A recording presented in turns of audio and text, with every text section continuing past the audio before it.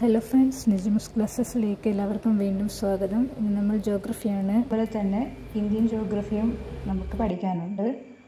അതിൽ Indian physical geography 11th class NCERT text ബുക്കിനെ base ചെയ്തിട്ടുള്ള ക്ലാസ്സാണ് ഇന്ന് നമ്മൾ എടുക്കാൻ പോകുന്നത്. അപ്പം അതിൽ ഇന്ത്യൻ ഡ്രെയിനേജ് സിസ്റ്റത്തെ കുറിച്ചിട്ടാണ്. അപ്പം ഫസ്റ്റ്ലി ഈ ഡ്രെയിനേജ് സിസ്റ്റം എന്ന് വെച്ചാൽ എന്താണെന്ന് വെച്ചാൽ ഇപ്പം നമ്മുടെ റിവർ സിസ്റ്റത്തിനെ കുറിച്ചാണ് ഡ്രെയിനേജ് സിസ്റ്റം എന്ന് പറയുന്നത്. അപ്പം ഈ ഒരു ഡ്രെയിനേജ് സിസ്റ്റം നമ്മളെ ഇന്ത്യൻ ടെറിട്ടറിയെ സംബന്ധിച്ചിടത്തോളം ഒരുപാട് റിവേഴ്സ് നമുക്ക് കാണാൻ പറ്റും. നമ്മുടെ ഇന്ത്യ ലാൻഡ് ഓഫ് 1000 റിവേഴ്സ് എന്നൊക്കെ അറിയപ്പെടാറുണ്ട്. അപ്പം നമ്മുടെ ഇന്ത്യൻ ടെറിട്ടറിയിലെ റിവേഴ്സ് നമ്മൾ മെയിൻലി 2 ടൈപ്സ് ആക്കിയിട്ട് നമ്മൾ തരംതിരിച്ചിരിക്കുന്നു. കാരണം അതായത് അതിൻ്റെ ഉത്ഭവ സ്ഥാനവും ഒക്കെ ബേസ് ചെയ്തിട്ടാണ് ഇങ്ങനെ 2 ടൈപ്പായിട്ട് ക്ലാസിഫൈ ചെയ്തിരിക്കുന്നത്. അപ്പം അതിൽ ഒന്നാമതായി ഹിമാലയൻ റിവർ സിസ്റ്റം എന്നും പിന്നെ പെൻസിലാർ റിവർ സിസ്റ്റം എന്നും നമ്മൾ പറയും. അപ്പം ഹിമാലയൻ റിവർ സിസ്റ്റം ഏതാണെന്ന് വെച്ചാൽ ഇപ്പോൾ ഹിമാലയൻ മലനിരകളിൽ പല ഭാഗങ്ങളിൽ നിന്നായിട്ടൊക്കെ ഒറിജിനേറ്റ് ചെയ്യപ്പെടുകയും വരുന്ന റിവേഴ്സായ ഇപ്പോൾ ഇൻഡസ്, ഗംഗ, ബ്രഹ്മപുത്ര തുടങ്ങിയ റിവേഴ്സും പിന്നെ അതിൻ്റെ ചില ട്രിബ്യൂട്ടറീസൊക്കെ ചേർന്നിട്ടുള്ളതാണ് ഹിമാലയൻ റിവർ സിസ്റ്റം. അതേപോലെ തന്നെ നമ്മുടെ പെൻസിലാർ റിവർ സിസ്റ്റം എന്ന് പറയുന്നത് ഇപ്പം പെൻസിലാർ ഇന്ത്യയുടെ ഭാഗങ്ങളിൽ നിന്നൊക്കെ ഒറിജിനേറ്റ് ചെയ്ത് വരികയും അപ്പോൾ അതിൽ തന്നെ അതിൻ്റെ ചില ട്രിബ്യൂട്ടറീസും ഒക്കെ ചേർന്നിട്ടുള്ളതാണ് ഈ പെൻസിലാർ റിവർ സിസ്റ്റം. അപ്പം ഫസ്റ്റ് നമ്മൾ ഈ ഒരു 2 റിവർ സിസ്റ്റം തമ്മിലുള്ള ഒരു വലിയൊരു ഡിഫറൻസ് നമുക്ക് കാണാൻ പറ്റും. എന്താണെന്ന് വെച്ചാൽ ഇപ്പം നമ്മളെ പെനിൻസുലാർ റിവേഴ്സ്, ഇപ്പം നമ്മുടെ പെനിൻസുലാർ റിവേഴ്സ് എന്ന് വെച്ചാൽ മഹാനദി, ഗോദാവരി, കൃഷ്ണ, കാവേരി, നർമ്മദ, തപ്തി അങ്ങനെ ഒരുപാട് റിവേഴ്സ് ഉണ്ട്. അപ്പം ഇത്തരം റിവേഴ്സൊക്കെ അതിലെ ഒരു വെള്ളം ജലത്തിൻ്റെ ലഭ്യത എന്ന് പറയുന്നത് സീസണൽ റെയിൻഫാളിനെ അപേക്ഷിച്ചിട്ടാണ് കൂടുതലും. കാരണം സീസണൽ റെയിൻഫാളിനെ ഡിപ്പെൻഡ് ആയതുകൊണ്ട് തന്നെ ഇതിൽ വരൾച്ച ബാധിക്കാനുള്ള സാധ്യത വളരെയധികം കൂടുതലാണെന്ന് നമുക്ക് കാണാൻ പറ്റും. പക്ഷേങ്കിൽ നമ്മുടെ ഹിമാലയൻ റിവേഴ്സിനെ സംബന്ധിച്ചിടത്തോളം അതിൻ്റെ ഒരു പ്രാധാന്യം എന്ന് വെച്ചാൽ അത് പെരന്നിയൽ എന്നാണ് അറിയപ്പെടുന്നത്. അതായത് അതിലെ ജലം ഒരിക്കലും തന്നെ വറ്റത്തില്ല. കാരണം അതിൽ എപ്പോഴും ഒരേ ലെവലിൽ ജലത്തിൻ്റെ ലഭ്യത അതിലുണ്ടാകുന്നു. അപ്പം അതിൻ്റെ ഒരു പ്രധാനപ്പെട്ട കാരണം എന്താണെന്ന് വെച്ചാൽ ഹിമാലയൻ റിവേഴ്സ് ഈ ഒരു റെയിൻഫാളിനെ മാത്രം ഡിപ്പെൻഡ് ചെയ്ത് കൊണ്ടല്ല ഉള്ളത്. കാരണം ഹിമാലയത്തിൽ നിന്ന് ഉത്ഭവിക്കുന്ന റിവേഴ്സാണ്. അതുകൊണ്ട് തന്നെ ഹിമാലയത്തിലുള്ള മഞ്ഞൊക്കെ ഉരുകി, അതായത് സ്നോ ഉരുകിയിട്ടൊക്കെ ഇതിൽ വെള്ളം എത്തുന്നുണ്ട്. അപ്പം അങ്ങനെ എല്ലാ കാലത്തും ഇതിൽ വെള്ളത്തിൻ്റെ അവൈലബിലിറ്റി നമുക്ക് കാണാൻ പറ്റും. അതുകൊണ്ട് തന്നെ ഇത് പെരന്നിയലാണെന്ന് പറയുന്നു. അപ്പോൾ ഈ ഒരു 2 ടൈപ്പ് ഓഫ് റിവേഴ്സ് തമ്മിലുള്ള ഒരു പ്രധാനപ്പെട്ട വ്യത്യാസമാണ് ഞാനിപ്പോൾ പറഞ്ഞത്.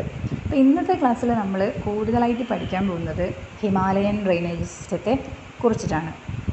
അപ്പോൾ നമുക്ക് അടുത്ത സ്ലൈഡിലേക്ക് പോകാം. അപ്പോൾ ഈ ഒരു ഹിമാലയൻ ഡ്രെയിനേജ് സിസ്റ്റം നമ്മുടെ ഹിമാലയൻ നദികൾ ഏതൊക്കെയാണെന്ന് ഞാൻ പറഞ്ഞു. ഇൻഡസ് അഥവാ നമ്മുടെ സിന്ധു നദി, ഗംഗാ നദി, ബ്രഹ്മപുത്ര, ഇത് 3 പ്രധാനപ്പെട്ട ഹിമാലയൻ റിവേഴ്സ്. അതിൻ്റെ ട്രിബ്യൂട്ടറീസും ഒക്കെ കൂടിയിട്ടുള്ളതാണെന്ന് പറഞ്ഞു. ഈ ഒരു ഹിമാലയൻ റിവേഴ്സിനെ കുറിച്ചിട്ട് അറിയുമ്പോൾ നമ്മൾ ഇതിൻ്റെ മാത്രമായിട്ടുള്ള ചില സവിശേഷതകളെക്കുറിച്ച് നമ്മൾ പഠിക്കേണ്ടതുണ്ട്. അപ്പോൾ അതിൽ ഫസ്റ്റ്ലി നമ്മൾ ഇപ്പോൾ പറഞ്ഞതുപോലെ ഹിമാലയൻ റിവേഴ്സ് പെരന്നിയൽ റിവേഴ്സ് ആണെന്ന് പറഞ്ഞു. അപ്പോൾ ഇതിൽ റെയിൻഫാൾ, ഇപ്പോൾ ഇതിലൊരു ജലലഭ്യത എന്ന് പറയുന്നത് റെയിൻഫാളിൽ നിന്നും അതേപോലെ തന്നെ സ്നോ ഒഴുകിയിട്ടും ഒക്കെയാണെന്ന് പറഞ്ഞു. അത് ഹിമാലയൻ റിവേഴ്സിൻ്റെ ഒരു സവിശേഷതയാണ്. പിന്നെയെന്ന് വെച്ചാൽ ഈ ഒരു ഹിമാലയൻ റിവേഴ്സൊക്കെ തന്നെ അധികവും ഈ ഒരു മൗണ്ടൻ റീജിയനിൽ നിന്നും ഒഴുകി വരുന്നതായതുകൊണ്ട് തന്നെ ഇപ്പോൾ ആ ഒരു മലയിടുക്കുകളിലൂടെയൊക്കെ ഇത് ഒഴുകി വരുന്ന സമയത്ത് സ്ട്രോങ് ആയിട്ടുള്ള സ്ട്രീംസൊക്കെ വരുമ്പോൾ ആ ഒരു റോക്സൊക്കെ ഇറോഡ് ചെയ്ത് അവിടെ ചില പ്രത്യേക ഷേപ്പിലുള്ള വാലീസൊക്കെ ക്രിയേറ്റ് ചെയ്യപ്പെടാറുണ്ട്. അതിൽപ്പെട്ട ഒരു പ്രധാനപ്പെട്ട ഒരു ഭൂരൂപമാണ് വി ഷേപ്പ്ഡ് വാലീസ് എന്ന് പറയുന്നത്. അപ്പോൾ ഇത് ആ ഒരു ഹിമാലയൻ റിവേഴ്സിൻ്റെ ഒരു പ്രത്യേകതയാണ് നമുക്ക് പറയാൻ പറ്റും. പിന്നെയെന്ന് വെച്ചാൽ ഇത് നമ്മുടെ പ്ലെയിൻ ഇപ്പോൾ പ്ലെയിൻ എന്ന് വെച്ചാൽ നമ്മുടെ ഇന്ത്യയിലെ ഫിസിയോഗ്രാഫിക് ഫീച്ചേഴ്സ് ഒരുപാട് ടൈപ്പാക്കിയിട്ട് തിരിച്ചിട്ടുണ്ട്. അത് നമ്മൾ വേറൊരു ചാപ്റ്ററിൽ പഠിക്കും. അതായത് മൗണ്ടൻസ് ഏരിയ, പ്ലെയിൻസ് മീൻസ് സമതലങ്ങൾ, പിന്നെ പ്ലാറ്റ്യൂസ്, കോസ്റ്റൽ റീജിയൻ എന്നൊക്കെ പറഞ്ഞിട്ട് കുറേ ടൈപ്സ് ആക്കി തിരിച്ചിട്ടുണ്ട്. അപ്പോൾ അതിൽ പ്രധാനപ്പെട്ടതാണ് സമതല പ്രദേശം, അതായത് പ്ലെയിൻ. അതിൽ നോർത്തേൺ പ്ലെയിൻ ആണ് ഇമ്പോർട്ടൻ്റ് ആയിട്ടുള്ളത്. അപ്പോൾ ഈ ഒരു പ്ലെയിൻ, ഇപ്പം മൗണ്ടെയിൻ റീജിയനിലൂടെ ഒഴുകി വരുന്ന റിവേഴ്സ് നമ്മുടെ പ്ലെയിൻ ഏരിയയിലേക്ക് എൻ്റർ ചെയ്യുന്ന സമയത്ത് അവിടെയും ഇത് ചില പ്രത്യേക ടൈപ്പ് രൂപങ്ങളൊക്കെ ക്രിയേറ്റ് ചെയ്യപ്പെടുന്നുണ്ട്. അതായത് ഇപ്പോൾ ഈ ഒരു റിവേഴ്സിന്, ഇപ്പോൾ ഹിമാലയൻ റിവേഴ്സിന് ഈ ഒരു ഇറോഷൻ ആൻഡ് ഡിപ്പോസിഷണൽ ആക്ടിവിറ്റീസ് കുറച്ച് കൂടുതലാണ്. അപ്പോൾ എന്താണ് ഇറോഷൻ എന്ന് വെച്ചാൽ, ഇപ്പോൾ ഈ നദി ഒഴുകി വരുന്ന സ്ഥലങ്ങളിൽ ഇവിടെ ഇതിങ്ങനെ ഇറോഡ് ചെയ്ത് അവിടെയുള്ള ഒരുപാട് സെഡിമെൻറ്റ്സ്, ഇപ്പം കാര്യങ്ങളൊക്കെ ഇതിങ്ങനെ വഹിച്ചു കൊണ്ടുവരും. അപ്പോൾ അതിങ്ങനെ ഒരു പ്രത്യേക സ്ഥലങ്ങളിലൊക്കെ അത് ഡിപ്പോസിറ്റ് ചെയ്യപ്പെടും. അതായത് ഇപ്പോൾ റിവർ ഒഴുകി വരുമ്പോൾ റിവറിൻ്റെ ഒഴുക്ക് ഇത്തിരി സ്ലോ ആവുന്ന സ്ഥലത്ത് ഈ ഡിപ്പോസിഷൻ നടക്കും. അതേപോലെ തന്നെ ഈ നദിയുടെ മുഖം, അതായത് റിവർ മൗത്തിൽ, നമ്മുടെ അഴിമുഖം എന്നൊക്കെ പറയില്ലേ, അപ്പോൾ ആ ഒരു നദികൾ ഈ കടലുമായി സംഗമിക്കുന്ന ആ ഒരു സ്ഥലത്തൊക്കെയാണ് കൂടുതലായിട്ടും ഈ റിപ്പോസിഷണൽ ആക്ടിവിറ്റീസ് നടക്കുന്നത്. അപ്പോൾ അവിടെ ഇങ്ങനെ ഡിപ്പോസിറ്റുകളൊക്കെ വന്നു, അവിടെ വലിയ ലാർജ് ഡെൽറ്റാസ് എന്നാണ് പറയുന്നത്, അവിടെ ക്രിയേറ്റ് ചെയ്യപ്പെടുന്നു. അപ്പോൾ ഹിമാലയൻ റിവേഴ്സിൻ്റെ ഡെൽറ്റാസ് വളരെ ലാർജസ്റ്റ് ഡെൽറ്റാസ് ആണ്. അപ്പോൾ അതിലേറ്റവും പ്രധാനപ്പെട്ടതാണ് നമ്മുടെ സുന്ദർബൻ ഡെൽറ്റ.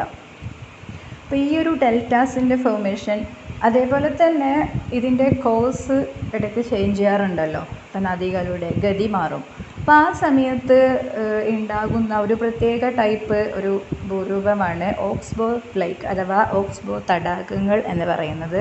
ഈ ഒരു ഓക്സ്ബോ തടാകങ്ങൾ ഇതൊക്കെ ഹിമാലയത്തിൻ്റെ ഹിമാലയൻ റിവേഴ്സിലാണ് നമ്മൾ കൂടുതലായിട്ടും കാണപ്പെടുന്നത്. അപ്പം ഇത്തരം കാര്യങ്ങളൊക്കെ ഹിമാലയൻ റിവേഴ്സിൻ്റെ ചില പ്രധാനപ്പെട്ട പ്രത്യേകതകളാണെന്ന് മനസ്സിലാക്കി വെക്കുക. പിന്നെ നമ്മൾ ഏതൊക്കെയാണ് ഹിമാലയൻ റിവേഴ്സും അതിൻ്റെ ഉത്ഭവസ്ഥാനത്തെക്കുറിച്ചിട്ടും അതിൻ്റെ ട്രിബ്യൂട്ടറീസിനെ കുറിച്ചിട്ടൊക്കെ കുറച്ച് കൂടുതലായിട്ട് മനസ്സിലാക്കാൻ പോവുകയാണ്. അപ്പോൾ നമ്മൾ ഫസ്റ്റ്ലി എക്സ്പ്ലെയിൻ ചെയ്യുന്നത് നമ്മുടെ ഇൻഡസ് റിവർ സിസ്റ്റത്തിനെ കുറിച്ചിട്ടാണ്. അതായത് ഇൻഡസ് റിവർ സിസ്റ്റം, നമ്മുടെ സിന്ധു നദി. ഈ ഒരു സിന്ധു നദിയെക്കുറിച്ച് അറിയാത്തവരുണ്ടാവില്ല. കാരണം നമുക്കൊരു മഹത്തായ സംസ്കാരം തന്നെ ഈ ഒരു റിവറിനെ ബേസ് ചെയ്തിട്ടുണ്ട്. അതായത് ഇൻഡസ് വാലി സിവിലൈസേഷനൊക്കെ നമ്മൾ കേട്ടിട്ടുണ്ട്. അപ്പോൾ ഈ ഒരു ഇൻഡസ് റിവർ സിസ്റ്റം എന്ന് പറയുന്നത് വേൾഡിൽ തന്നെ ഒരു ലാർജസ്റ്റ് റിവർ സിസ്റ്റമാണെന്ന് നമുക്ക് പറയാൻ പറ്റും.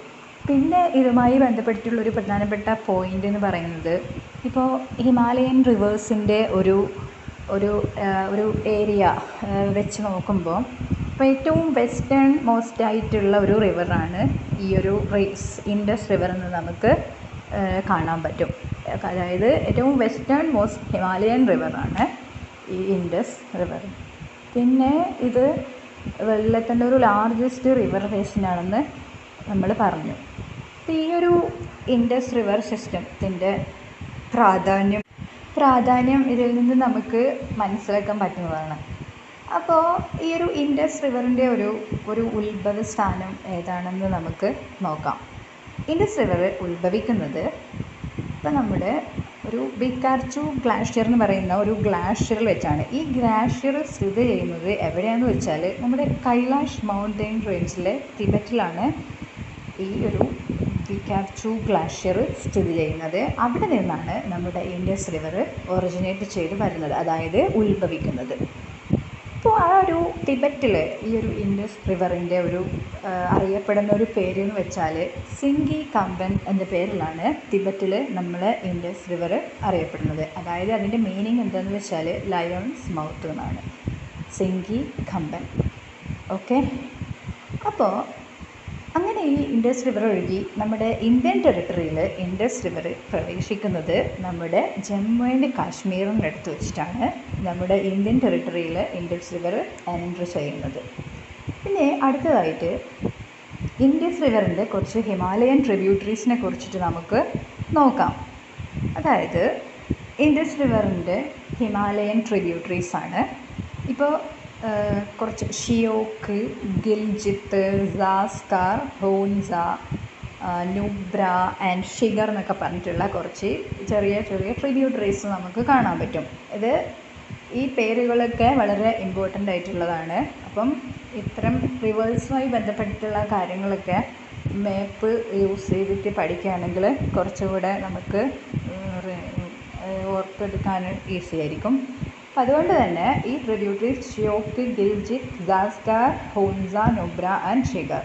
പക്ഷേ ഇത് കൂടാതെ തന്നെ ഇൻഡസിന് വേറെ ഒരു 5 പ്രധാനപ്പെട്ട ട്രിബ്യൂട്ടറീസും കൂടെ ഉണ്ട്. ആ ഒരു 5 ട്രിബ്യൂട്ടറീസ് വളരെയധികം പ്രാധാന്യമേറിയതാണ്. അപ്പോൾ നമ്മൾ അടുത്തത് അതാണ് നോക്കാൻ പോകുന്നത്.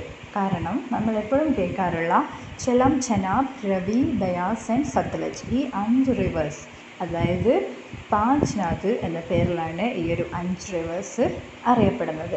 അപ്പം ഈ ഒരു 5 റിവേഴ്സ് ഇതിൻ്റെ ഇൻഡസ് റിവറിൻ്റെ വളരെയധികം പ്രാധാന്യം അർഹിക്കുന്ന ട്രിബ്യൂട്ടറീസാണ്. അപ്പം ഈ ഒരു ട്രിബ്യൂട്ടറീസിനെ കുറിച്ചിട്ട് നമുക്ക് നോക്കാം. ഫസ്റ്റ്ലി ചെലം റിവറിൻ്റെ ഒരു ഉത്ഭവം എന്ന് പറയുന്നത് ഇപ്പം വരിനാഗ് എന്ന് പറയുന്ന ഒരു റീജിയനിൽ വെച്ചിട്ടാണ്. അതായത് നമ്മുടെ കാശ്മീർ വാലിയുടെ സൗത്ത് ഈസ്റ്റേൺ ഭാഗത്തുള്ള പീർ പഞ്ചലിൻ്റെ ഫൂട്ടിൽ സ്ഥിതി ചെയ്യുന്ന വരിനാഗ് എന്ന് പറയുന്ന റീജിയനിൽ നിന്നാണ് നമ്മുടെ ചെലം റിവർ ഒറിജിനേറ്റ് ചെയ്യുന്നത്. അപ്പം അടുത്തത് ചെനാബ് റിവറാണ്. ചെനാബ് ഒരു ഇൻഡസിൻ്റെ ഒരു ട്രിബ്യൂട്ടറിയാണ്. ചെനാബ് ഒറിജിനേറ്റ് ചെയ്യുന്നത് ഇപ്പോൾ ബാരാലാച്ചാല പാസ് നിങ്ങൾ കേട്ടിട്ടുണ്ടാവും. അപ്പോൾ അതിൻ്റെ അടുത്ത് നിന്നാണ് ഈ ഒരു ചെനാബ് റിവർ ഒറിജിനേറ്റ് ചെയ്യുന്നത്. പക്ഷേ ഫസ്റ്റ്ലി ഇത് ഒറിജിനേറ്റ് ചെയ്യുന്ന സമയത്ത് ചെറിയ 2 സ്ട്രീംസ് മീൻസ് അരുവി, ചെറിയ 2 സ്ട്രീംസ് ആയിട്ടാണ് ഇത് ഉത്ഭവിക്കുന്നത്. അതായത് ചന്ദ്ര എന്നും ബഗ എന്നും പേരുള്ള 2 സ്ട്രീംസുകളായിട്ടാണിത് ഉത്ഭവിക്കുന്നത്. പക്ഷേ പിന്നീട് ഇത് കമ്പൈൻ ചെയ്തുകൊണ്ട് ചന്ദ്രബഗ എന്ന പേരിൽ അറിയപ്പെടുന്നുണ്ട്. അപ്പോൾ അടുത്തത് രവിയാണ്, അടുത്തൊരു ഇമ്പോർട്ടൻറ്റ് ട്രിബ്യൂട്ടറി.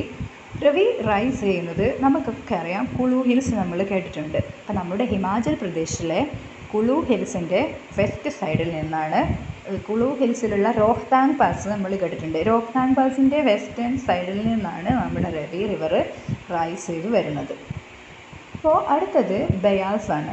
ബയാസ് റിവറും അതേപോലെ തന്നെ ഈ രോഹ്താങ് പാസിൻ്റെ അടുത്തുള്ള ബയാസ് കുണ്ട് എന്ന് പറയുന്ന റീജിയനിൽ നിന്നാണ് റൈസ് ചെയ്യുന്നത്. പിന്നെ സത്ലജ് ആണ് അടുത്തൊരു പ്രധാനപ്പെട്ട റിവർ. സത്ലജ് റിവർ റൈസ് ചെയ്യുന്നത് ലാക്കാസ് ലേക്കിൽ നിന്നാണ്. അത് മാനസ സരോവർ, ടിബറ്റിലെ മാനസ സരോവറിനടുത്തുള്ള ലാക്കാസ് ലേക്കിൽ നിന്നാണ് നമ്മുടെ സത്ലജ് റിവർ റൈസ് ചെയ്ത് വരുന്നത്. അപ്പോൾ ഈ ഒരു 5 ട്രിബ്യൂട്ടറീസ്, അപ്പോൾ നമ്മളിപ്പോൾ അങ്ങനെ ഫൈനലി നമ്മുടെ ഇൻഡസ് റിവർ ഇന്ത്യയിലൂടെ ഒഴുകി, ഇപ്പോൾ ഇന്ത്യയിൽ ജമ്മു കാശ്മീരിലൂടെയൊക്കെ ഒഴുകി ഇത് ഈ പാകിസ്ഥാനിലേക്ക് എൻട്രി ചെയ്യുന്നുണ്ട്. അതായത് പാകിസ്ഥാനിലെ ദാർഡിസ്ഥാൻ എന്ന് പറയുന്ന റീജിയനിലെ ഷിലാസ് എന്ന് പറയുന്ന ഒരു സിറ്റിക്കടുത്ത് വെച്ചിട്ടാണ് ഇത് പാകിസ്ഥാനിലേക്ക് ഇൻഡസ് റിവർ എൻട്രി ചെയ്യുന്നത്. അപ്പോൾ ഈ ഒരു ഇത്തരം ഈ ടൈപ്പ് ഫാക്ട്സൊക്കെ ഈ ഒരു സൈഡിലുള്ള ഈ മാപ്പിൽ നിങ്ങൾക്ക് കാണാൻ പറ്റും. അപ്പം അങ്ങനെ പാകിസ്ഥാനിൽ എൻട്രി ചെയ്തു. ലാസ്റ്റ് ഇത് ഇൻഡസ് റിവർ അറേബ്യൻ സീയിലേക്ക് ഡിസ്ചാർജ് ചെയ്ത് പോവാണ് ചെയ്യുന്നത്. അപ്പോൾ ഇതിൽ നമ്മളിപ്പോൾ പഠിച്ചത്, ഇപ്പോൾ ഇൻഡസ് റിവറിൻ്റെ ഒറിജിനെക്കുറിച്ച് നമ്മൾ പഠിച്ചു.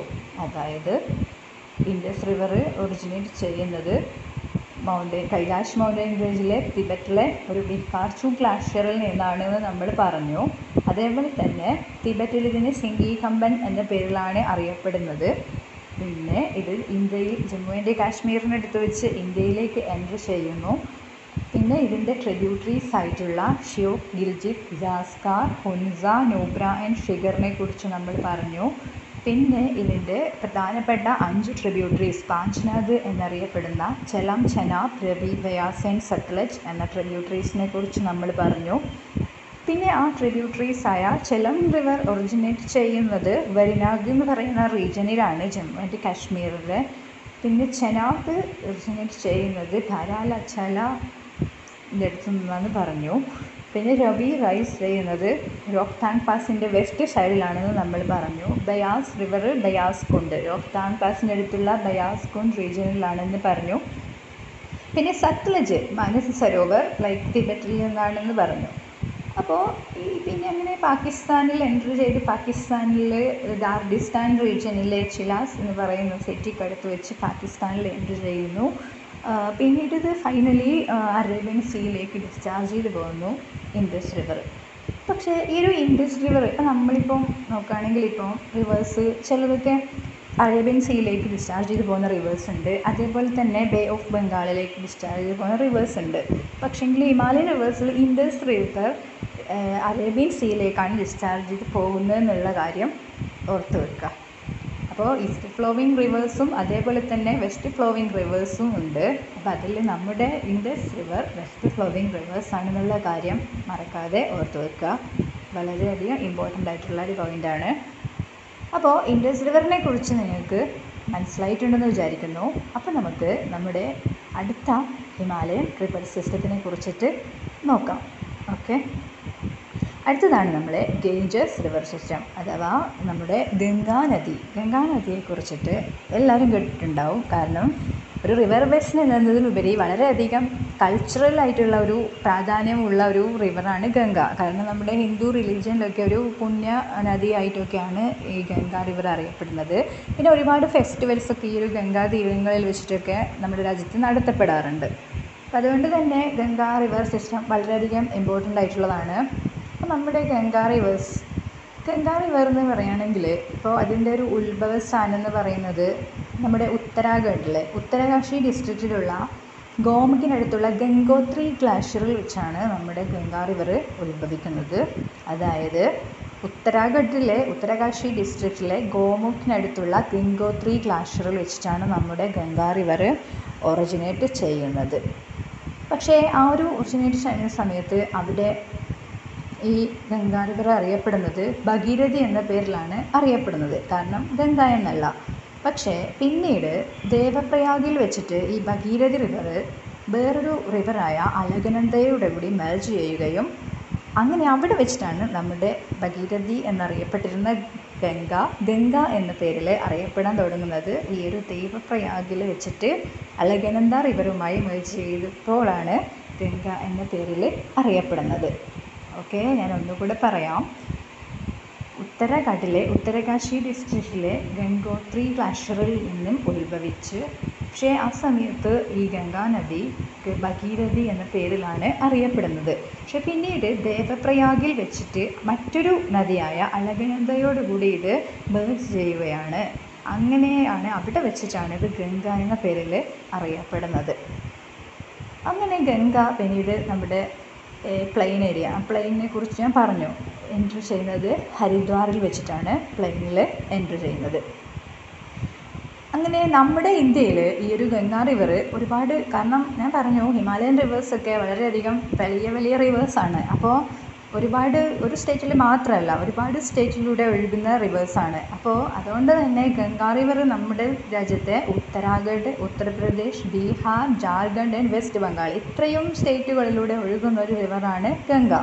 അപ്പം നമുക്കതിൻ്റെ ഒരു എത്രത്തോളം വലിയൊരു റിവറാണെന്ന് നമുക്ക് മനസ്സിലാക്കാൻ പറ്റും. അപ്പോൾ ഈ ഗംഗയുടെ കുറച്ച് ട്രിബ്യൂട്ടറീസിനെ കുറിച്ചാണ് അടുത്ത സ്ലൈഡിൽ നമ്മൾ നോക്കാൻ പോകുന്നത്. ഇപ്പോൾ ഗംഗയ്ക്കും നേരത്തെ നമ്മൾ ഇൻഡസിനെ കുറിച്ച് പറഞ്ഞതുപോലെ right and left bank tributaries ഉണ്ട്. അതിൽ ഗംഗയുടെ പ്രധാനപ്പെട്ട റൈറ്റ് ബാങ്ക് ട്രിബ്യൂട്ടറീസ് ആണ്, അഥവാ യമുന, സൺ ആൻഡ് ദാമോദർ തുടങ്ങിയവ ഗംഗയുടെ റൈറ്റ് ബാങ്ക് ട്രിബ്യൂട്ടറീസ് ആണ്. അതിൽ ഈ ഒരു യമുന എന്ന് പറയുന്ന റിവർ ഒറിജിനേറ്റ് ചെയ്യുന്നത്, ഇപ്പോൾ യമുനയെ പറ്റി നമ്മളെപ്പോഴും കേൾക്കാറുണ്ട്. അപ്പോൾ യമുനയാണ് അതിൽ ഏറ്റവും ഇപ്പം ഈ ഏറ്റവും വെസ്റ്റേൺ മോസ്റ്റ് ആയിട്ടുള്ള ഒരു ട്രിബ്യൂട്ടറി എന്ന് പറയുന്നത് യമുനയാണ്. അപ്പോൾ യമുന ഉത്ഭവിക്കുന്നത് എവിടെയെന്ന് വെച്ചാൽ ഇപ്പം നമ്മുടെ ബന്ദേർപൂഞ്ച് റേഞ്ചിൻ്റെ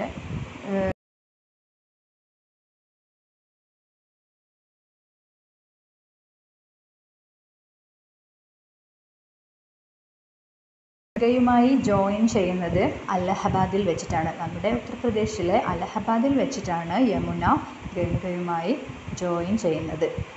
ഓക്കെ, അപ്പോൾ ഇത് പിന്നെ എന്ന് വെച്ചാൽ ഇപ്പം നമ്മൾ യമുനയെ